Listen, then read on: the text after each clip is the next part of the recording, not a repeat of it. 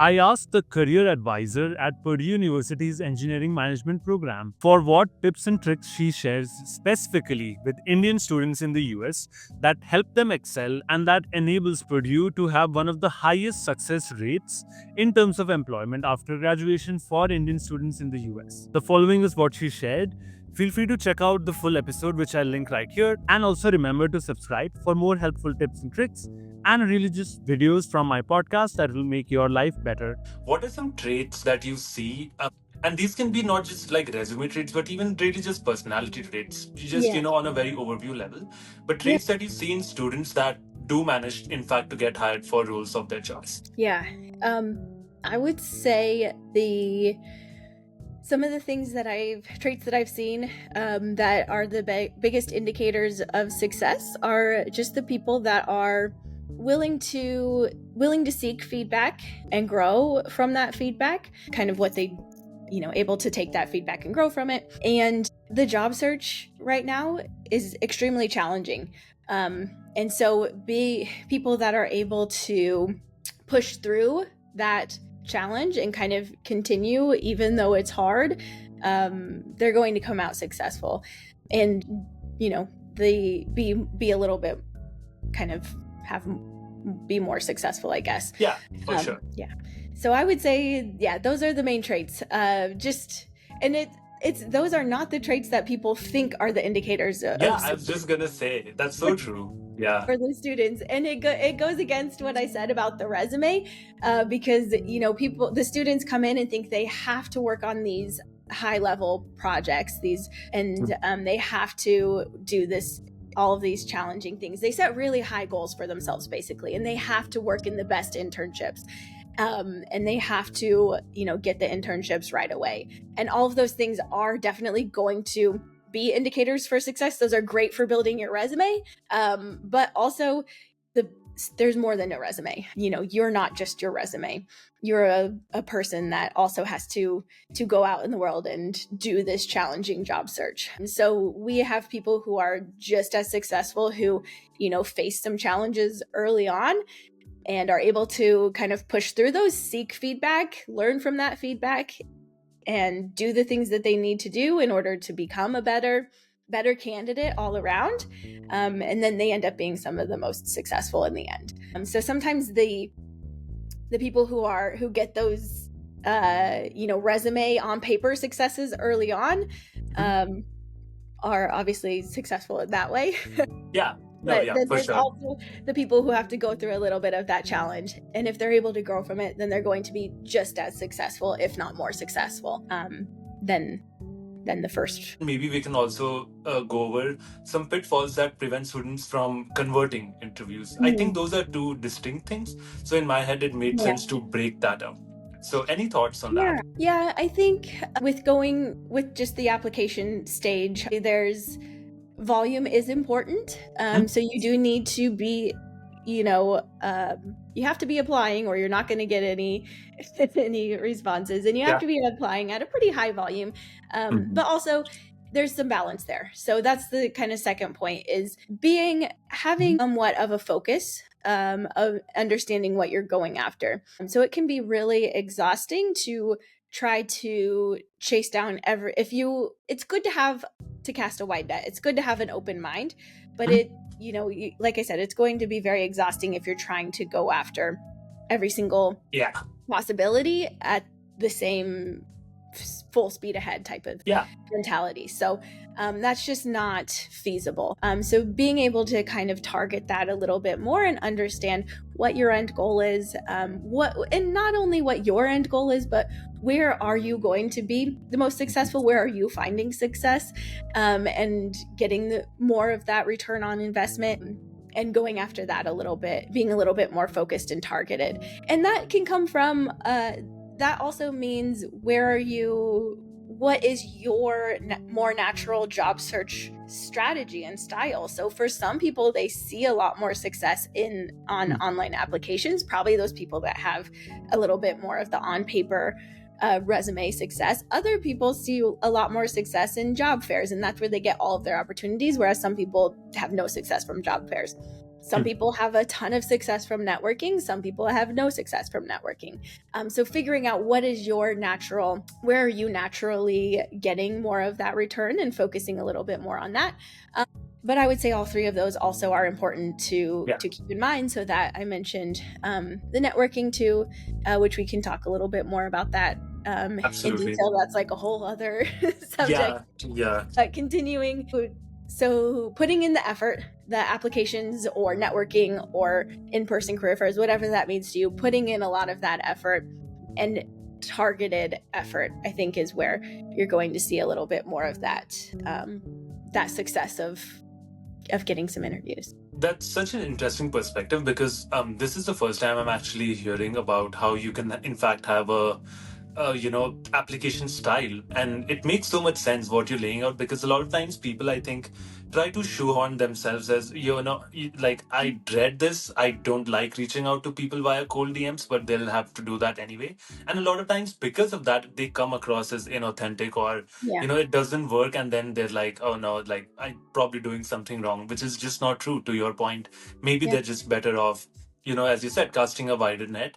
And on that same topic, past guests on this podcast have shared essentially that, so a lot of people, just based off their experience, can find themselves in niches, essentially. So one of the guests who was hired as a program manager at Amazon, her entire experience revolved around the supply chain domain, essentially. So she was like, I was only laser focused on any and all jobs that revolved around supply chain, because I knew that my resume could back me up there, and I had all the firepower I needed.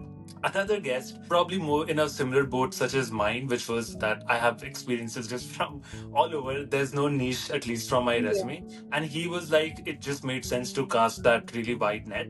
And really, I think my takeaway from combining all of those data points is that look at your resume and then look at your application style. And between the two of them, that is what should determine the way you go about doing things. Does that track roughly, would you say? Yeah, absolutely. And I definitely agree that understanding your niche, if you have one, is going to be your biggest area for success. Obviously, understanding if you have what is that stands out about you. Why should someone hire you specifically? If someone is looking at resumes, what positions are you uniquely qualified for? Those are where you should be spending more of your time. And so I tell students a lot of kind of along these lines, when you are applying, it's all about balance. So yes, you should be casting that wide net, and you're never going to get a response from a position if you don't apply. But at the same time, understand it is still time consuming to apply, so you shouldn't be just applying to everything, but understand where your kind of what's your top 25% of those roles that you're applying to, and maybe spending a little bit more effort on those applications. So making sure you're tracking some of those top applications and following up on those and finding people to reach out to and network for those top positions. If you do that for everything, you're going to burn yourself out immediately. So you don't need to, track every single position, but for those top positions that you're uniquely qualified for, or that are the most of interest to you, because that's a way to be uniquely qualified. If you are more of a generalist profile, then those positions that you have a natural, compelling interest in, that is going to make you a stronger candidate than someone else. So you are actually uniquely qualified. They just need to talk to you and find that out. And what are some pitfalls that you've observed in your time working with students that are maybe fairly easily correctable, but a lot of students fall under those traps, especially around interviewing specifically? Yeah, I think the biggest thing for interviewing is its own unique skill set. Yeah, that's so true. Nobody is just a natural interviewer. You can be the best whatever you are at your job and not be able to interview well for it. So with that in mind, you need to practice, you need to prepare, you need to get used to the interview format, and no one needs to be perfect at interviewing either. There is a lot of grace given for that in that regard. when we're interviewing candidates, we expect them to be, somewhat nervous, and we understand that this is like a simulated situation. This isn't how things happen in real life. So all of that is taken into account, but you still need to show up and be able to present yourself in the best way possible and showcase your skills and show them why they should hire you. So you need to practice and prepare. So those are just the biggest tips. If you just practice and prepare, then you're going to be better than most of the people who aren't doing that. And they don't know what is they're walking into an unknown situation too. They don't know what questions you're going to ask or what answers you're going to give, and they also have to make assessments, and there's a lot of pressure on them to make the right decision and to get the right information that they need in order to make that decision. So it is a high pressure situation for them as well. And absolutely, that's really good. Awesome. And then on the topic of networking, what are some general tips that you can share? So a couple of things. I would say when you're reaching out, so just the reach out in general is just be genuine, and tell them why are you reaching out to this person. You want to come across as a real person too. So what is it truly in this profile? What is it that you saw that made you want to reach out? And be honest and transparent about that, whatever that may be. And that can go in so many different directions. If you don't know what that is, think about it when you see a profile. And if you are talking to just a friend and saying, I wish I could talk to this person because they, worked on this project, or they were in this club, or, I really, really want to talk to someone that works at this company. And then tell that to that person, tell them why you're reaching out specifically, whatever that may be. Awesome. The other thing is, it's not just about getting referrals. I think that people do have some success with reaching out and just asking for a referral. I think there is some success that can come from that. And obviously that's going to be more of that instant reward, instant gratification kind of outreach. It's going to be more transactional though. You're reaching out, getting a referral, and then you're kind of moving along. But especially as a student, really at any point in your career, you can make a case for this.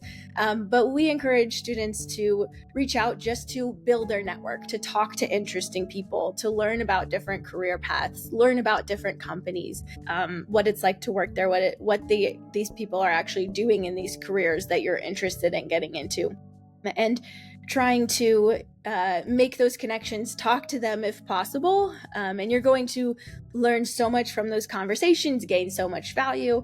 And then down the line, if positions open up, you can, then have it really easy. You've already opened that line of communication to be able to ask for a referral potentially, or they may even offer to give a referral on the spot, or if it makes sense in that conversation, you can also ask for a referral immediately. But just reaching out in order to build that network first and foremost, versus just reaching out to get a referral has been really successful. We've had some students who it's not easy. You are putting yourself out there and it is time consuming and there is a lot of work, but what the reward that you can get out of it is just huge. Even if it's not a referral, these conversations are extremely valuable.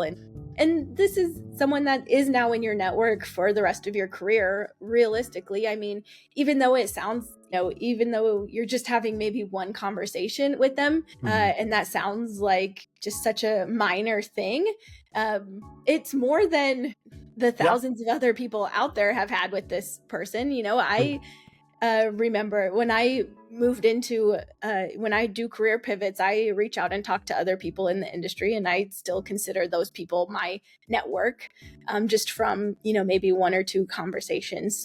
It is really a way to build that network, even if there's not that instant reward that might be coming from it. So I guess what are some general tips around, especially somebody that's coming to the US from India for their masters? Anything really that they can do to have a better experience or have a better chance getting hired? It doesn't need to be limited to resume or job search, but just really any general tips that you may have to share on that subject. I mean, I think the most important thing would be having a support system, and yes, a network. And some of these some of these, just what we were just talking about of building the professional network, can be useful in that regard. But even more important, I think, in that case is actually having more close and constant connections with other people who have gone through, who are going through what you're going through, or have recently gone through, similar situations, and can give advice and understand your perspective, and give a little bit different perspective if someone is just even a year ahead of you, and maybe someone that's 2 years ahead of you, to be able to show what can come from what you're going through. So that's where I think it's just an amazing resource to be able to have, of people who have been in your situation and can kind of give you advice from understanding that perspective, and now having a new perspective of being beyond that. So I would rely on kind of that network.